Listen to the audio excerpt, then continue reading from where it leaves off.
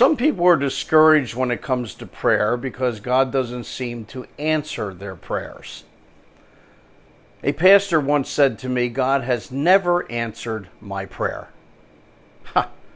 On Answers for Living today, we want to encourage those of you who don't pray because God doesn't answer your prayers.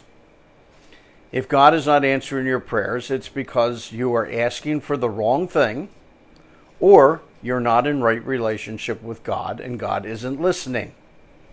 Let's begin with you're asking for the wrong things.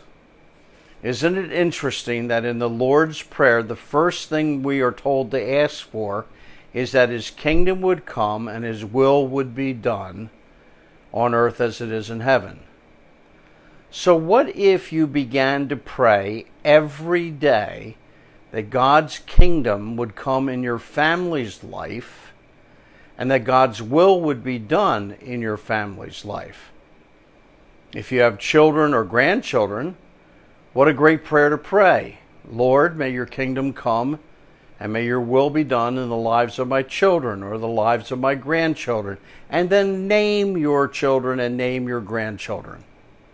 Well, as you pray that way daily, you may even expand that prayer later. Lord, my grandchild seems to be hanging with the wrong people, and they aren't good influences on them. May your will be done in that situation. Your word says bad company corrupts good morals. So, Lord, may that relationship come to an end. May your will be done. Oh, and what about praying the prayer for yourself? If you're not in right relationship with God and perhaps you don't even know what's wrong between you and God, why not simply pray, may your kingdom come and your will be done in my life as it's done in heaven? And you expand it later on and add, may your king of your kingdom reign in my life. Whatever you don't control right now, take over.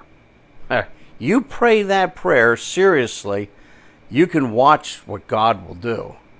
1 John chapter 5 verse 14 says that if we ask anything according to His will, He hears us.